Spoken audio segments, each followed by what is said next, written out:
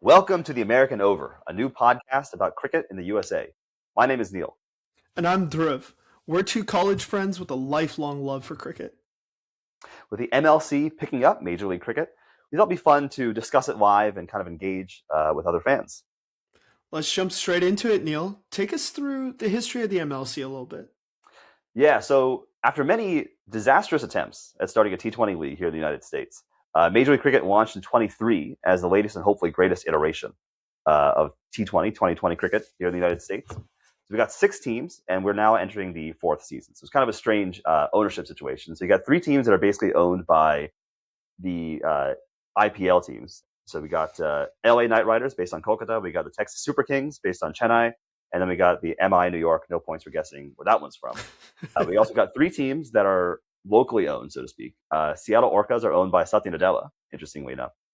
It's a pretty cool one. And SF Unicorns, which I think is probably one of the best team names in all of American sports. Oh yeah, genius name. SF Unicorns, they understood the assignment. And then you got the Washington Freedom, which is not bad. Also a good name. Also a good not bad. It's not bad. I'll give them that. Anyway, so you got 6 teams. Mumbai Indians of New York have won two of the 3 seasons, and then Washington Freedom won another one. Mumbai Indians come in as the reigning champs. So the way it works, it's a pretty short season, all things considered. So 6 teams, each team plays each other 5 teams twice. So you got 30 games spread across about a month and a half, and we got 4 playoffs as well. So in this podcast, we'll aim to cover all however many weeks we got of the season. And so basically the way it's structured is the first stretch of the season, you start off playing in a special cricket facility in Grand Prairie, Texas, which I think is by Dallas. Then later they move to SoCal to play some games. I think it's Oakland, and then they go play some games in SoCal. And then they return to Oakland for the finals. And with luck, we will be there for the finals. So that should be fun. Yeah, very excited for that. Very excited for that. By the way, I think they prefer my New York. That's horrendous. I've never, as a New Yorker, I'm still never going to support them. I think they were going to be called the New York Chakras or the Cyclones. And I think Sachin Tendulkar himself intervened and said, I'm not going to do that. Yeah, that's the story. That's the story. He was like, we've got to be the Indians. I guess, look, man, when you're someone like Sachin, 1, you can't say no. And 2, I guess he just has to play for India. That's what it is. Listen, Cleveland has the Browns. They used to have the Indians. They There you go. MI should have gone to Cleveland, man. That's all I'm saying. Cleveland Indians would have been confusing. Bring back the Cleveland Indians. Never thought I'd hear myself saying that. Yeah. And I think one of the most interesting things about the T20 league here is you've got some big names shuffled in with some less than big names, right? You've got, maybe we just start to go through some of these teams here, right? Like, sure, yeah. You just look at Seattle, Tim Seifert coming off of that huge World Cup opening stand. Very impressive. Just in incredible form. And then just their bowling attack, their all-rounding attack is absolutely incredible. Bartman and Geedy, a lot of South Africans on this team. I think what happens is you're going to get a lot of South Africans, Australians, Kiwis. There's some West Indians as well. So you kind of get everything. You don't get the Brits, right? Because they're off playing the 100. Yeah. And then Indians, they have, what is it, the rule that you can't, BCCI won't let you play in another domestic league if you want to play in IPL or something like that, or you can't play for the National League. Yeah, the rule is that if you want to be centrally contracted, whether that's domestic Ranji or whether that's playing for India, or you even want a chance to play for India, or if you're an Indian player trying to play for the IPL, you cannot play internationally. So Yes. you're saying like KS Bharat, who just retired from Indian cricket and moved to the UAE, or we're about to get to it, but SF Unicorns, Ravi Ashwin. Right. Yeah, that's a big name. Yeah. That's a huge name. He didn't have a great game a couple of weeks ago, or a couple of days ago rather, but great big name. I mean, he's a genius of the cricket. Oh, we'll get into his one outing. Maybe that wasn't the best, but yeah. Who else they got? Finn Allen, Haris Ralph. I don't know about him, but he was pretty good. Yeah.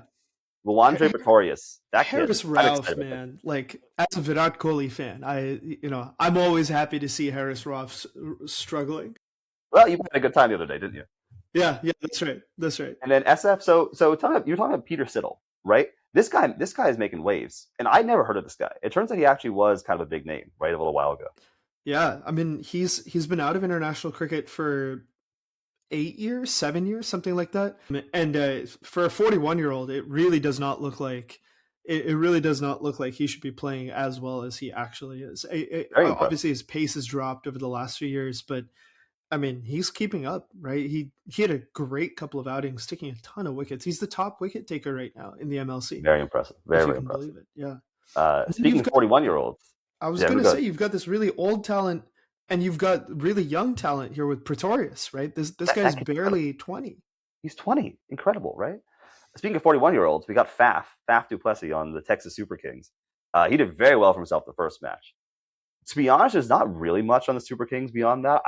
I think Keshav Maharaj is on there, but I don't think he bowl at all. I don't remember seeing him at all. I don't think he's bowled yet. Look, this is another South African team, right? Neandre Berger, just an incredible bowler. He's got all that height, which really helps him. Wian Mulder. Beyond Mulder. Wian Mulder is an interesting case. I really like Wian Mulder as an all rounder. He's a decent bowler. He's an even better batsman. I mean, he almost in that test he almost broke he almost broke the record.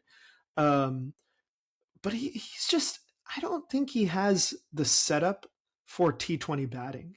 I What does think that he mean? finds it very hard to accelerate. I think he finds it very hard Mm. to in modern T20 batting is flat pitches, and you go to attack pace. And he's a better ODI batsman and a much better test batsman.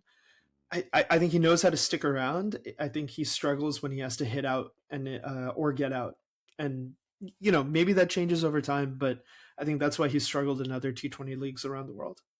We'll see if he picks it up. That'll be interesting to see. All right, let's see who else we got. New York. So Nicholas Purin, you remember him? So he retired at the ripe old age of 29. By the way, last year retired from international cricket just to play T20 league. So he's out there for New York right now. Yeah. Kyron Pollard. So this guy recently, I think yesterday, he broke Chris Gale's record for the most T20 runs, T20 Oh, really? runs, something like that. There was big news about that. He put up Wow. a century yesterday, so very, very impressive. Who else we got? Trent Bolt, Corey Anderson, Quinton de Kock. I mean, not bad. Incredible. I mean, I think this is an incredible lineup, to be honest with you. Like you've got Nicky P, who is out of form with LSG in the IPL. Romario Shepherd, who was also out of form for RCB. But look, like that's the whole thing. Maybe it doesn't work out when you're playing for the IPL, but you're back here getting a little bit back into form. QDK was a little bit short for runs, I think, in the IPL as well. But then you've got Mumbai does this interesting thing where they'll contract players across the internationally, right? So Huh. Ghazenfar, Bolt, Pauly, these guys are all household Mumbai Indian names. Even Interesting. QDK is either currently plays for Mumbai Indians or did a stint. I actually don't remember. Yeah, he's currently at the Mumbai Indians, and so he these guys just like go around the world and just play for Mumbai. Even Romario, I used to play for That's pretty Mumbai. cool. Yeah, That may explain, the 2 out of 3 wins they've had so far. yeah. I'm not that hot on them repeating this time, but we'll get into that later. So, all right, let's see. LA. I didn't see that much in LA. Holder, Andre Russell, Sunil Narayan. I mean, pretty good. I didn't see that much out of their depth. What do you think? I mean, Holder had a brilliant IPL season, so he's definitely in touch. Dre Russ is getting old. Like Sure. Yeah, that's not yeah. to be disrespectful of an incredible talent for the West Indies, and his KKR IPL record is also pretty strong. But I don't know. Not everyone can be a super successful 41-year-old. Sunil Narayan is similar to that. Like just incredible talent, but it's just generational talent. But I think he's been a little bit out of form. But Mm, it's a similar thing, by the way. Like Dre Russ, Sunil Narayan, they're all KKR, in the interesting. IPL, and now they're here with the LAKR. I think we're going to start to see a lot more of these contracted players across leagues. It wouldn't surprise me, especially as IPL ownership really grows and picks up more. Well, so the interesting thing is, yes, sure, they've contracted abroad, but they finished sixth, fifth, and sixth out of six over the last 3 years, right? So I don't think we can say that just because they're contracted, right, necessarily means that the team's going to succeed, right? NY and No, LA, of course, are tale of two cities. no, So surprising. People put together. I don't know. yeah, yeah, and they maybe they care, maybe they don't, right? Like it kind of looks like after last year, Trinbago, like if we look ahead to the CPL, Trinbago Knight Riders, right? These guys, a lot of the same team were a lot of the same team, right? A lot of the same players. It could also be just one of those things where, like, very frankly, like the MLC for them could be the warm up going into the CPL. That's possible. That's very possible. That would explain why there's so many West Indians out here, right? Mm-hmm. So, all right, last team, let's round it out. Washington Freedom, very, very cool lineup. Very cool lineup. Glenn Maxwell, Steve Smith, Mm-hmm. everyone's golden boy, Saurabh Netravalkar. Very, very cool. Very, very Yeah. cool. Mark Chapman, I like the Mark Chapman. Rachin Ravindra apparently too. So, well, Kiwi and Aussie heavy. I think it's a good lineup. I like them. Kiwi and Aussie heavy for sure. Steve Smith. It's funny to see some of the captaincies here, right? Like you've got Steve Smith, who is just an absolutely decorated captain. I don't. This is my hot take. My hot take is that Steve Smith is not a T20 batter. Like you saw him in the BBL this past year, accelerating like quite a bit. Actually, he was pretty successful, but then you saw him very hit and miss in the PSL. He had that famous situation with Babar Azam where they got into a fight. But I don't know. I mean, even in these like past couple of matches, right? What was it? A run a ball 27 from Steve Smith? Like it just doesn't seem like he's on a flat pitch. Doesn't really seem like he's kind of holding his own. All that being said, Glenn Maxwell, when he's in form, when he's in touch, which is rare nowadays, but when he's in touch, he can win you a match. I mean, you and I both remember that 2023 ODI World Cup with him against Afghanistan on his own. Rachin Ravindra, has all the makings of a generational talent. And then what can we say about our, Oracle engineer over here? Well, that hasn't already been said. All right, yeah. All right, so I think we get some cool lineups. Why don't we go to some of the matches? So there's been 5 matches so far. I think despite Willow TV's best efforts, I did manage to watch a couple of them. It was so funny. You actually, ESPN Crick Info stopped updating the live feed because I think it was a TSK match where there was like some run out or something, and it was so bad that Willow TV just went down for like 20 minutes. And then ESPN's Crick Info said, "Sorry guys, we got no news for you." And next thing you know, you come back and it's 89-7 or something horrendous. That's so funny. So anyway, despite that, we watched a couple. So I don't want to go into all the detail about every single one. So let's pick a couple. What are some matches that you're interested in? I kind of really liked the first, like just that opening day match. Yeah. Like quite a bit. I mean, that was just absolute blast, right? Like, just everyone, if people aren't keeping up with the numbers. So that's Seattle Orcas. These guys, they didn't drop a wicket till the 17th over. I think the 18th over.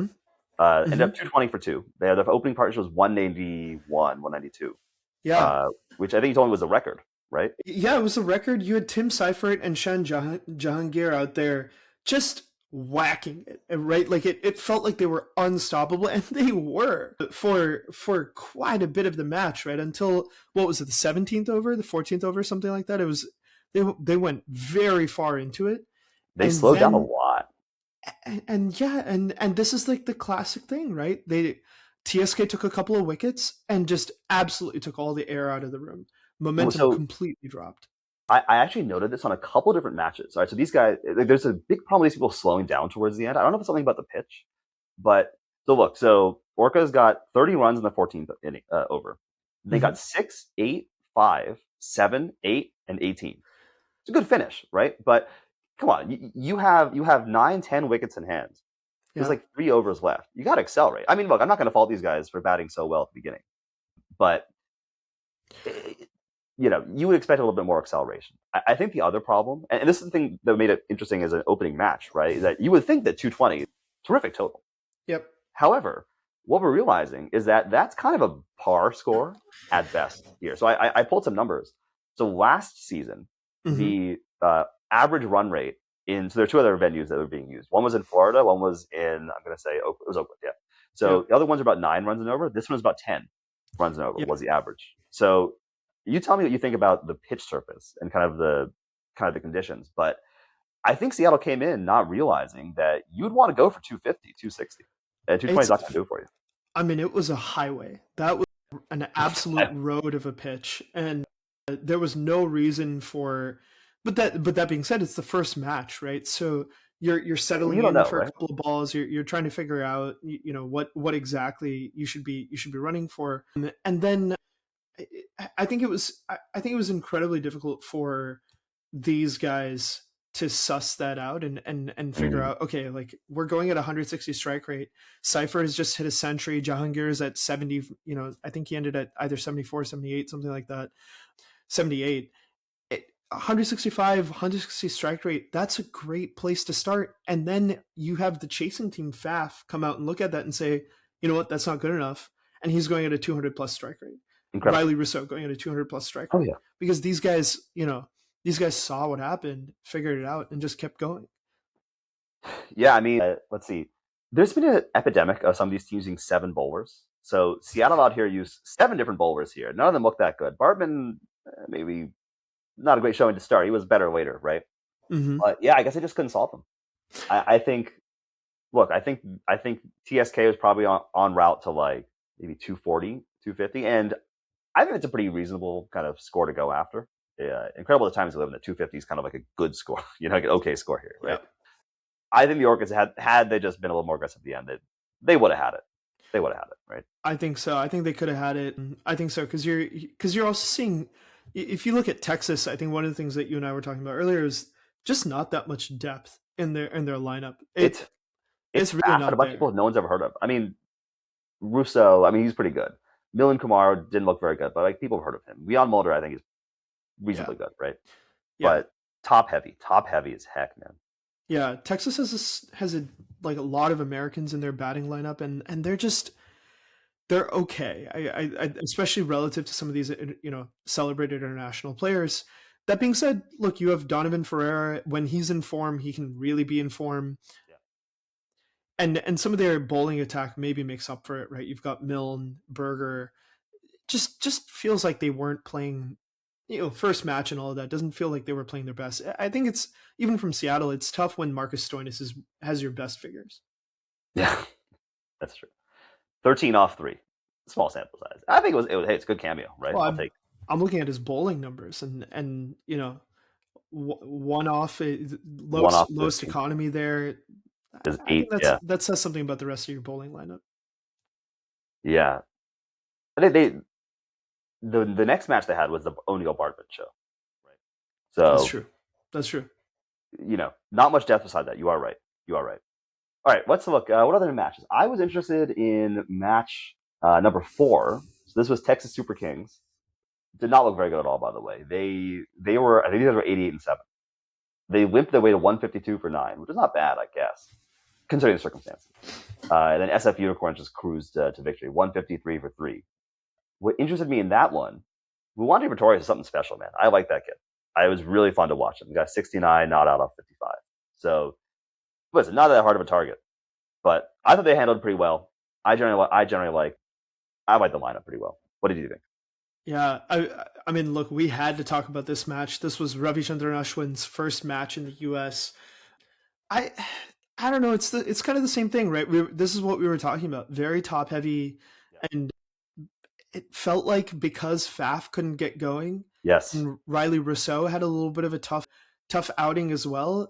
It felt like they made this pitch look harder than it actually was. Yes. Because when the SF Unicorns come in and look, like you've got the heavy roller, you've got a little bit of the pitch possibly settling in, and it was a different surface from what they were batting on earlier.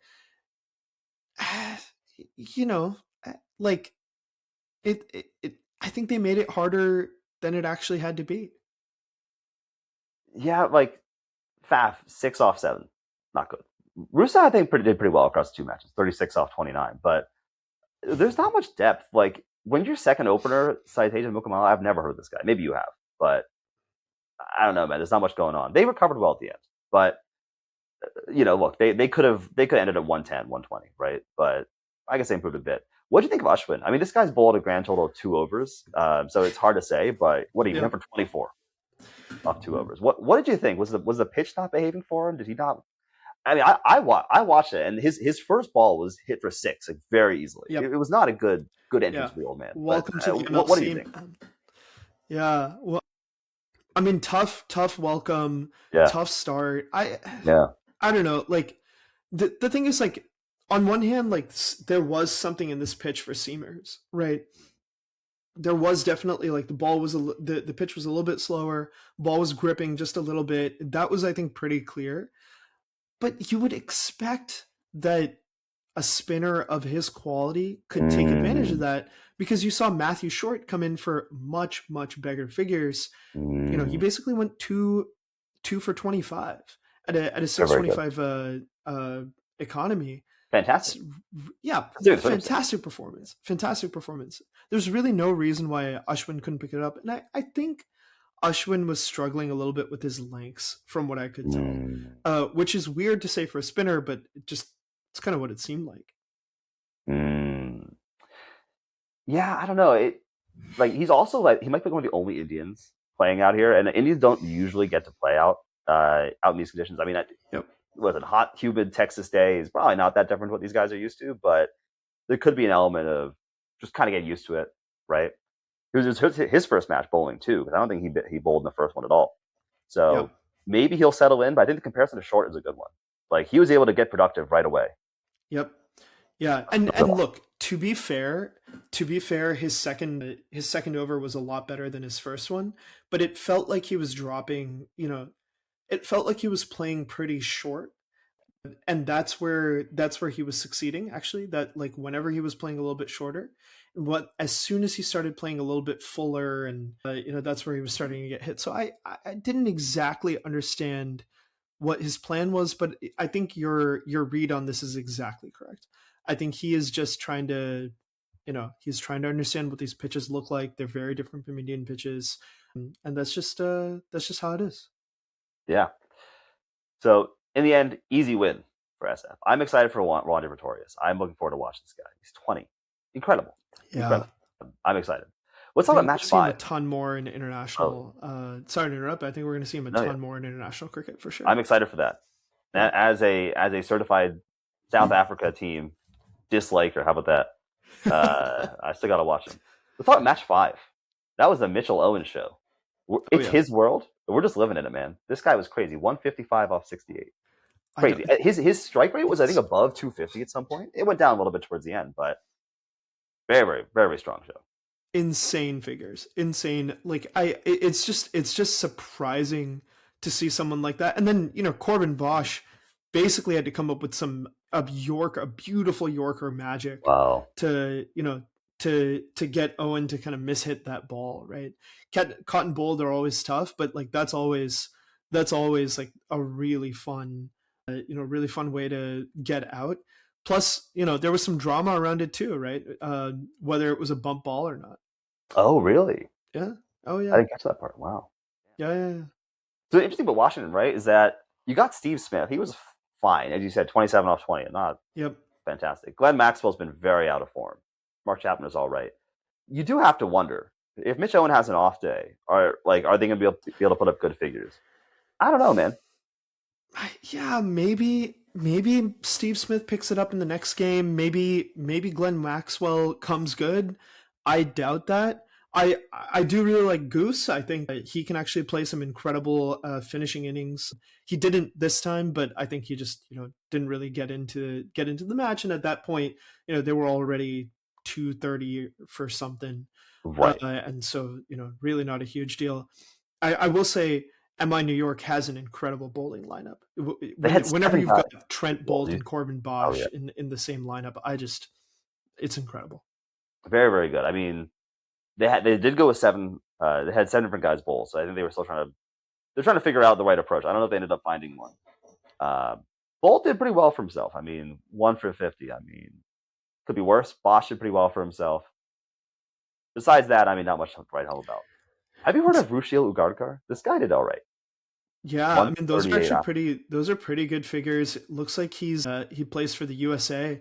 Oh right. I mean, look, that's the thing, right? Like, really does look like the USA team has some rising stars, and the MLC is a great place for these guys to learn and kind of gel and mix with all these international players, because I don't know if they're at the quality of playing anywhere outside of Yeah. North America. CPL, I've seen some American names, but the SA20, the 100, but they could get there. You're not going to see. Yeah, I mean, I think a lot of these guys. I remember a lot of these names from the 24 World Cup, and of course the USA did very very well for itself, made way farther than they had any right to get. Right, so Yeah, that was a great experience for them. This time, this most recent World Cup, I think not as great of a showing. And as you said, they don't like it to play abroad much. This is a great chance for them to meet and play with fantastic players. And we joke about, okay, these guys are all 41, 42. A lot of experience though, right? a lot Like of you get experience. so much from playing with and against them. So only good signs for the American talent. Speaking of signs, Neil, how are you feeling about the teams? I know it's only been 5 matches. Some of them have only played once. What's your read? All right, let's. One time we should do a tier list. A tier list with 6 entries on it would be kind of funny, but that'll be fun to see. So yeah, let's look ahead, right? So we have some games tonight. So Texas Super Kings in New York, and then LA and Seattle. So we can talk about those later. After tonight, Monday, Tuesday are off, and then everyone shifts to Oakland, and we'll go play some games out there, and then head down to Pomona, and then back up to Oakland for Mm-hmm. the finals. So that'll be just very very different, conditions, different environment out there in California. So that'll be interesting. We'll see how things change out there. So yeah, let's talk about the team. So Seattle, I think slow batting the opening match. I think that's something they could get over. The top two, I think, fantastic. Ritzka too was pretty solid. Bartman, good bowling. I quite like them. I think they got a pretty good lineup. They just like the second match they played. I think it was the second match, or third match overall. They just cruised, man. They just cruised. Yeah. So I think they go pretty far. I think maybe less in terms of like flashy names, but I think they got a pretty good squad. I don't know if you were as hot on them though. Definitely feel like they're in a different mental state from last year after really struggling in the last MLC. There's a couple of names that haven't come good yet, but I think can, right? Like Dasan Shanika, Lungi Ngidi, like th- these guys are household names in the world over. I think they can really take this team forward. For sure. I was not hot on TSK. You probably got that impression already, but besides Faf, I mean, I don't know. There wasn't that much. Riley Russo was pretty okay, I guess, but I'm not seeing that much from them. Besides, what do you think? Yeah, I agree with you. TSK and to be honest, LAKR as well. Both of these teams feel like they're middling and maybe going to be towards the bottom. I just it feels like they're dependent on Faf or someone like that to have a great day, and for LAKR maybe Sunil Narayan to have a great day, and they kind of have to bat and bowl out of their skin to get somewhere. I think I'm a little hotter in LA than you might be. Hmm. They remind me of there's a lot of baseball football teams where it's like it's a bunch of role players, not as many superstars, but they do very well Yeah. for themselves, right? Like look at these guys: Holder, Narayan, Russell, Skalkwick, Larue, like pretty good bowling, right?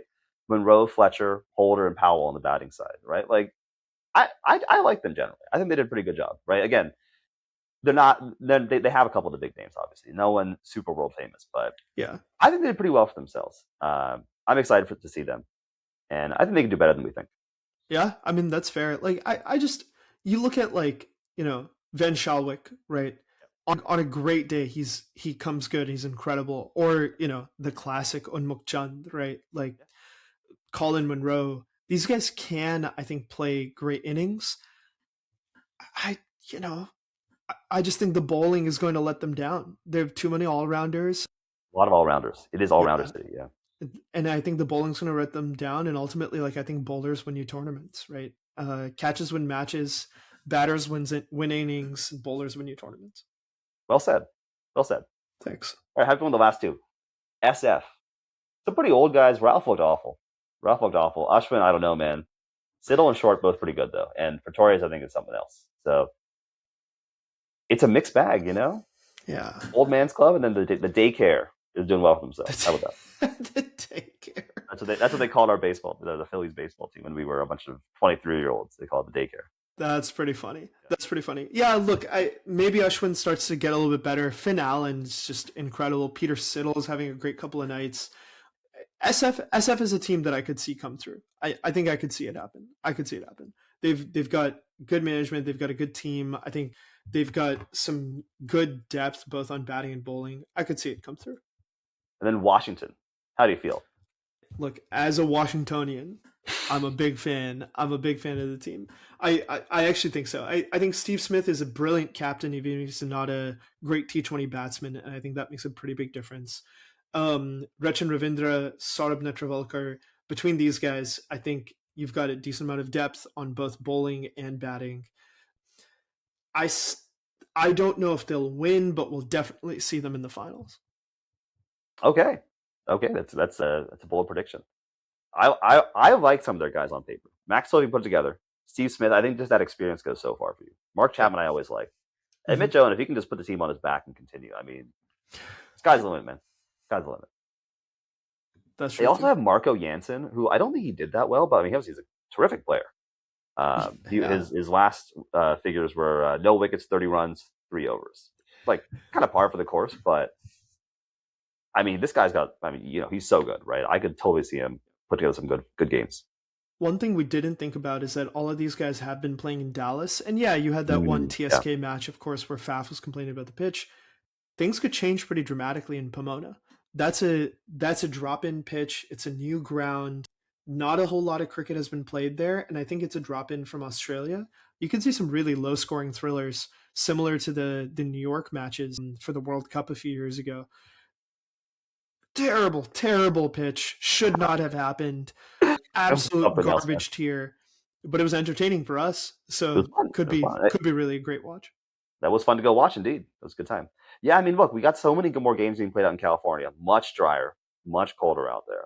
So I could see it being a little. I don't know what the pitch in Oakland's going to look like, but it was. I think it was of the three stadiums I had last time. It was in the middle, 9.23 Mm. average run rate by my numbers. So I think we'll see a little bit more normalcy. And Pomona, we'll see, man. Could be a good one. That's the first Yeah, time using that venue. no way of knowing. No way of knowing. Oakland might have had a higher run rate because it's a much smaller ground as well. So That's that possible. could be part of it. That That's absolutely possible. could be part of it. Okay. All right, cool. So, how you feeling for the week ahead? Any you want to make some predictions for tonight? How do you feel? Oh man, I am so bad at predictions. I'm literally always wrong. So we'll we'll see. But yeah, I mean, you've got some interesting matches, right? LAKR, Seattle Orcas. Like, I think LA is going to be trying a couple of different combinations, and we'll see what ends up coming through. Seattle is probably feeling pretty good about that. Keeping Washington down to a decently low score and then chasing it down relatively quickly with the Washington Freedom. So I think they'd be kind of going in a little bit on the up. Texas and MI, Neither both of team them looks have like good, been, man. To be honest, yeah, right. They've been both kind of struggling. I don't even know if that'll be an entertaining match, to be honest. I think it'll be a low scoring one. I think I could see both batting teams kind of struggle. They Mm-hmm. both look pretty ugly yesterday, Yeah. last couple of days. So I could see it being a low scoring one. I'd probably take MI for that one, and then LA Seattle probably take Seattle. Bold predictions. I probably agree with you, though. I probably Let's agree see, with man. you. Let's see. Yeah. All right. Well, this has been fun, and Yeah. I'm looking forward to a couple of different good matches, and we'll probably be back next week, same time, same place. Thanks a ton, Neil. And that's a wrap. Thank you so much for tuning in, and we'll see you next time. See you next time. Bye bye.